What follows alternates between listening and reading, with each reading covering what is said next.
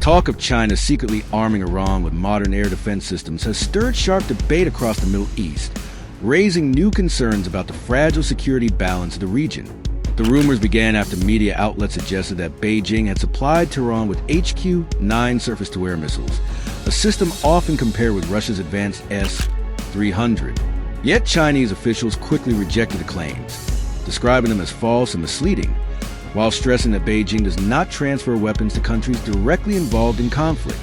The speculation gained traction when Middle East Eye, a London-based publication, cited an unnamed Arab source who claimed that missile batteries were delivered to Iran shortly after the June 24th ceasefire between Israel and Tehran.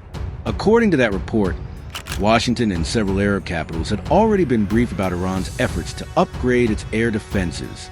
But in a sharp response, the Chinese embassy in Tel Aviv dismissed the story and told Israel Hayam that China's arms exports follow strict rules under international non-proliferation agreements. Curiously, Beijing's denial was not featured on major Chinese state outlets, such as Xinhua or People's Daily. Analysts told Reuters the silence shows how cautious Beijing is, as it attempts to walk a fine line between two very different partners. Israel, a growing economic and tech partner in Iran, a crucial source of oil and a strategic ally in the face of Western pressure. For decades, China has worked to maintain this balance, and any perception of taking sides could damage its position in the region. Some Chinese commentators also weighed in. Military blogger Song Zhongping argued on Weibo that the story may even serve Iran's interests more than China's.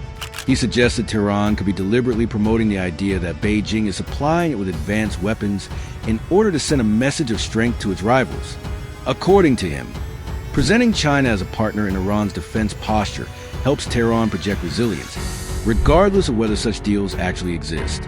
For Iran, the motive is clear.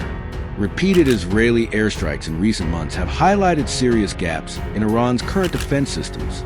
Reuters has reported that many of Iran's radar and missile batteries still rely on outdated Russian designs, some dating back to the 1970s and 1980s. The precision strikes on sensitive facilities and military leaders have raised pressure on Tehran to modernize its defenses and diversify its suppliers. One option Iran has considered is the purchase of Chinese J10c fighter jets. Defense sources quoted in The Diplomat say Iranian planners are exploring ways to replace their aging fleet, which consists mainly of older Russian jets and American-made aircraft left over from before the 1979 revolution.